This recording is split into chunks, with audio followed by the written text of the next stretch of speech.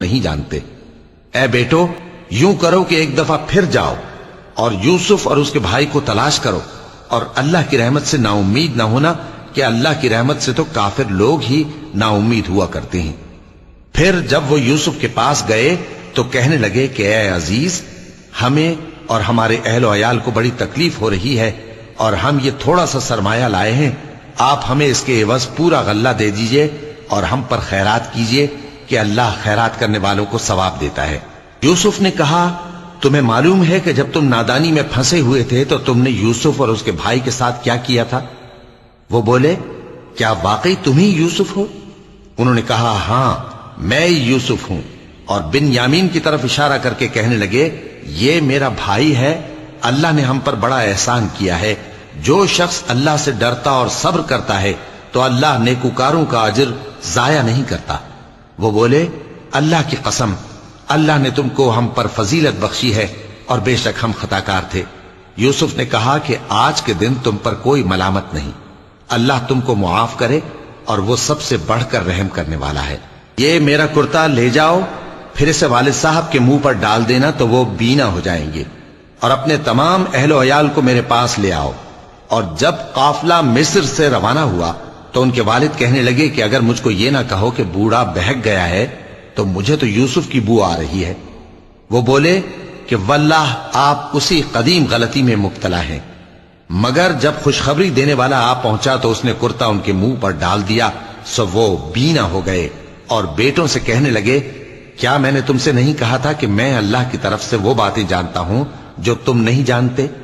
بیٹوں نے کہا کہ ابا، ہمارے لیے ہمارے گناہ کی مغفرت مانگیے، بے شک ہم خطا کار تھے۔ فرمایا، میں اپنے پروردگار سے تمہارے لیے بخشش مانگوں گا، بے شک وہ بخشنے والا ہے، مہربان ہے۔ پھر جب یہ سب لوگ یوسف کے پاس پہنچے تو انہوں نے اپنے والدین کو اپنے پاس جگہ دی اور کہا، مصر میں داخل ہو جائیے، اللہ نے چاہا تو امن و امان سے رہیے گا۔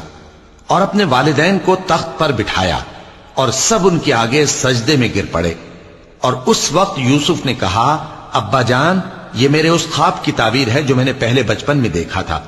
میرے پروردگار نے اسے سچ کر دیا، اور اس نے مجھ پر بہت سے احسان کیے ہیں کہ مجھ کو قید خانے سے نکالا، اور اس کے بعد کہ شیطان نے مجھ میں اور میرے بھائیوں میں فساد ڈال دیا تھا، آپ کو گاؤں سے یہاں لایا۔ بے شک میرا پروردگار جو چاہتا ہے تدبیر سے کرتا ہے، وہ علم والا ہے، حکمت والا ہے۔ جب یہ سب باتیں ہو لیں تو یوسف نے اللہ سے دعا کی کہ اے میرے پروردگار، تو نے مجھ کو حکومت سے نوازا اور خوابوں کی تعبیر کا علم بخشا۔ اے آسمانوں اور زمین کے پیدا کرنے والے، تو ہی دنیا اور آخرت میں میرا کارساز ہے۔ تو مجھے دنیا سے اپنی اطاعت کی حالت میں اٹھائیو، اور آخرت میں اپنے نیک بندوں میں داخل کیجو۔ اے پیغمبر، یہ اخبار غیب میں سے ہیں جو ہم تمہاری طرف بھیجتے ہیں۔ اور جب برادران یوسف نے اپنی بات پر اتفاق کیا تھا اور وہ فریب کر رہے تھے تو تم ان کے پاس تو نہ تھے، اور بہت سے آدمی گو تم کتنی خواہش کرو ایمان لانے والے نہیں ہیں، اور تم ان سے اس خیر خواہی کا کچھ صلہ بھی تو نہیں مانگتے۔ یہ قرآن اور کچھ نہیں، تمام جہانوں کے لیے نصیحت ہے، اور آسمان و زمین میں بہت سی نشانیاں ہیں جن پر سے یہ گزرتے ہیں اور ان کو نظر انداز کر دیتے ہیں، اور یہ اکثر اللہ پر ایمان نہیں رکھتے مگر اس کے ساتھ شرک بھی کرتے ہیں۔ تو کیا یہ اس بات سے بے خوف ہیں کہ ان پر اللہ کا عذاب نازل ہو کر ان کو ڈھانپ لے، یا ان پر ناگہاں قیامت آ جائے اور انہیں خبر بھی نہ ہو؟ کہہ دو، میرا رستہ تو یہ ہے